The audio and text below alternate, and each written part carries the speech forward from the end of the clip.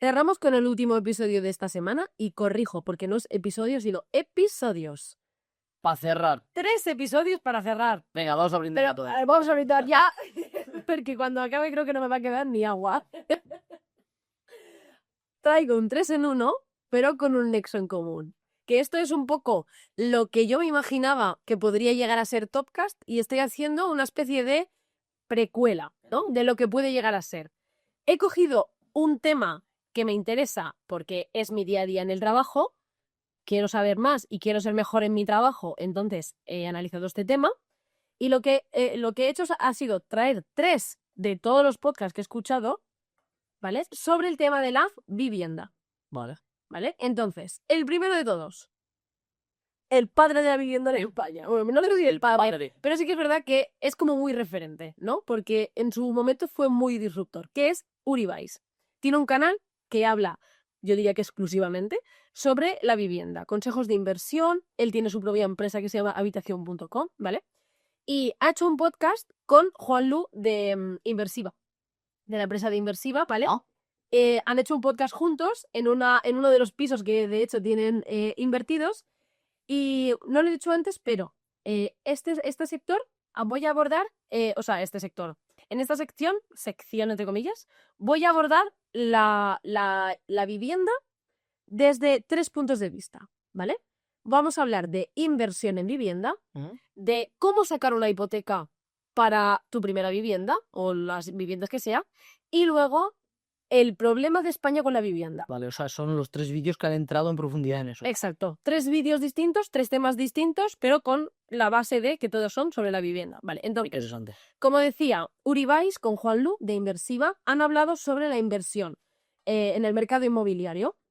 Han hablado del estado del mercado inmobiliario, de las zonas más interesantes para invertir, y ahí ha hecho como, ha dado con la clave que ellos han tenido siempre en cuenta para invertir, que es cuando tú buscas ciudades, ¿vale? Por ejemplo, Málaga o Barcelona tienen el hándicap de que solo pueden crecer a la ancha, Ah, claro, sí. porque detrás tienen montaña y al otro lado tienen mar. Entonces, ¿qué pasa, por ejemplo, con Valencia? Que desde el mar a la montaña, tienes una expansión enorme. Hay una Y aunque el centro esté desbordado, en la periferia todavía se encuentran oportunidades. Y hay grandes ciudades. En Madrid, por ejemplo, está pasando lo mismo. En la periferia están creciendo ciudades que no eran tan importantes, pero... Uy, pobrecito, está... no eran tan importantes, pero gracias a esa masificación del centro, gracias entre comillas, están pudiendo crecer estas ciudades.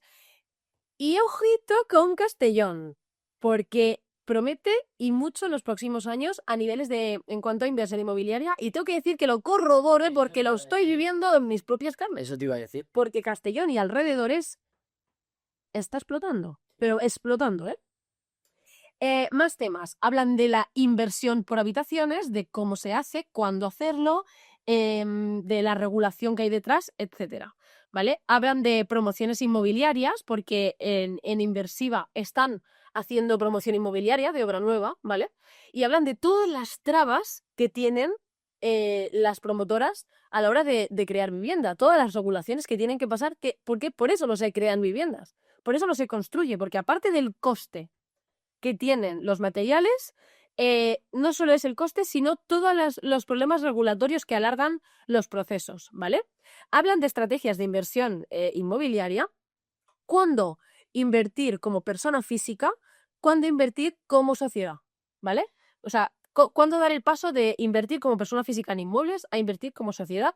Y adelanto que es a partir de 8 inmuebles puedes empezar a considerar invertir como sociedad, ¿vale? Luego hablan también del acceso y la financiación y las hipotecas, pero me lo guardo para el siguiente tema, así que, de hecho, voy a seguir hablando, voy a empalmar con el segundo podcast de esta semana del canal de Javi Linares, que es experto en inversiones, ¿vale? Habla de la inversión desde muchos temas, aunque siempre acaba hablando de los ETFs y los fondos indexados y el interés compuesto, porque es como sus palabras favoritas, ¿vale? Pero en este caso, esta semana ha hecho una entrevista con Montse Cespedosa, que ya fue al podcast de Worldcard, y esta chica es exdirectora de entidad bancaria que ahora ha pasado a ser como una especie de asesor de inversión, ¿vale? Y ella habla sobre las hipotecas. Como ha estado desde dentro, te da los trucos y los hacks a la hora de negociar con los bancos para pedir hipotecas. Y aquí la frase: el usuario es el que tiene el poder de negociación con los bancos, no al revés. Nos creemos que como los bancos son esas entidades dinosaurios en mayúsculas, nosotros somos los que nos tenemos que arrodillar y decir, por favor, ¿me das tu dinero para comprarme una casa? Al contrario, con los... Claro, eso me lo dijiste tú también, claro, pues con los intereses que se van a llevar por la hipoteca que te van a dar, eres tú el que tienes el poder de elegir al banco el que le vas a dar ese dinero en intereses. Entonces, cambia la mentalidad y sé tú el que tiene el poder de negociación. La sartén por el mango. La sartén por el mango, totalmente. Entonces, en el podcast hablan de los errores comunes a la hora de contratar una hipoteca. Hablan de las diferencias entre hipoteca fijo, hipoteca variable, o sea, los tipos y los tipos mixto. Sobre amortizar la hipoteca sí o no y cuándo hacerlo, que eso es algo que a mí también hace tiempo me despertaron como ese clic, ¿no? De cuándo el dinero te está saliendo barato y cuándo te está saliendo caro. Y de la manera en la que los bancos se cobran la hipoteca, que al principio son todo intereses y luego ya empiezas a amortizar en sí. Sí, porque la gente ve 200 euros al mes. Y piensa que son 200 y punto, pero de esos 200 son 180 pagar los intereses y 20 estás pagando lo que es la hipoteca en sí, ¿no? Y de repente pasan 2 años y te dices, solo he pagado 400 euros, 1000 euros. Exacto, claro. Pues luego habla del cómo acceder a otros tipos de hipotecas con avales, para expatriados y demás, y también para empresas, que también las empresas tienen que pedir préstamos y demás. Luego analizan por qué la banca tiene mala imagen y si es buen momento o no para invertir en vivienda. Si lo quieres saber, ahí ves el podcast. Y por último, volvemos a traer esta semana a Álvaro 845 de Desayuno Royal. Mi aún no amigo. Sí, aún no amigo. Vale, tengo aquí a Luigi abajo. Vale, pues en el vídeo ha hecho Álvaro un análisis del problema de la vivienda en España, y lo ha abarcado desde el punto de vista de la construcción de obra nueva, como hablaba Juan Lu, de inmersiva, los problemas de la construcción de obra nueva y también de los terrenos urbanos, urbanizables, no urbanizables, rústico urbanizable, todo el mix que tenemos, que es un jaleo. Álvaro lo ha explicado y yo de verdad que lo he entendido a la perfección. Explica ese mito de las casas vacías, habla de por qué no se construye y es porque es que no se puede construir, el poder que tienen los ayuntamientos en la decisión de si un terreno es rústico o no rústico, que al final es que depende de la personita que tienes ahí dentro, ¿sabes? Sentada en la silla principal del ayuntamiento, depende la situación urbanística de cada pueblo y de cada ciudad. Y atenta a la jugada, me compro un terreno rústico de 3000 metros cuadrados, me cuesta 8000 euros, Claro. Y de repente de rústico a urbanizable y me puedo hacer una casa y tengo perfectamente un terreno que ahora mismo, si no hago ni siquiera casa, en terreno por 3 o por 10, ¿saben? Pasa que eso vincula con el siguiente tema que también hablaba Álvaro, que es que el dar este poder a los ayuntamientos que genera focos de corrupción Exacto. absoluta, que se ha visto en cientos de ocasiones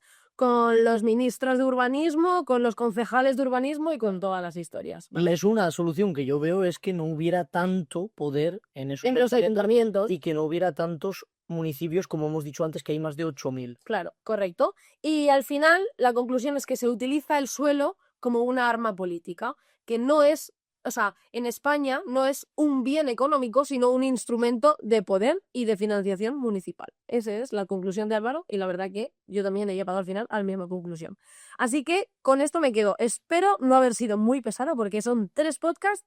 No sé ni en cuántos minutos lo he hecho, creo que en 10 minutos. No, yo creo que no sabes por qué, porque es un tema que a todo el mundo, sea una persona joven que quiere independizarse, una persona que ya tiene una casa y quiere saber si o no amortizar o no, o de qué manera hacerlo, una persona ya mayor o a lo mejor que quiere aumentar su patrimonio y demás, una vivienda, hacerlo sí o no, yo creo que es un tema muy interesante y yo creo Y que de verdad que, o sea, con los 3 episodios podéis tener una visión clara de lo que está pasando ahora mismo con la vivienda en España, saber si es o no es una buena oportunidad para invertir, detectar una buena oportunidad de inversión y también alternativas a la inversión tradicional de comprar un piso y lo alquilo, porque existen otras opciones. pues Así que con esto me quedo, espero que haya sido útil. Si lo ha sido, decídnoslo porque esto hará que encienda la llama para que volvamos a hacer lo mismo pero con otros temas.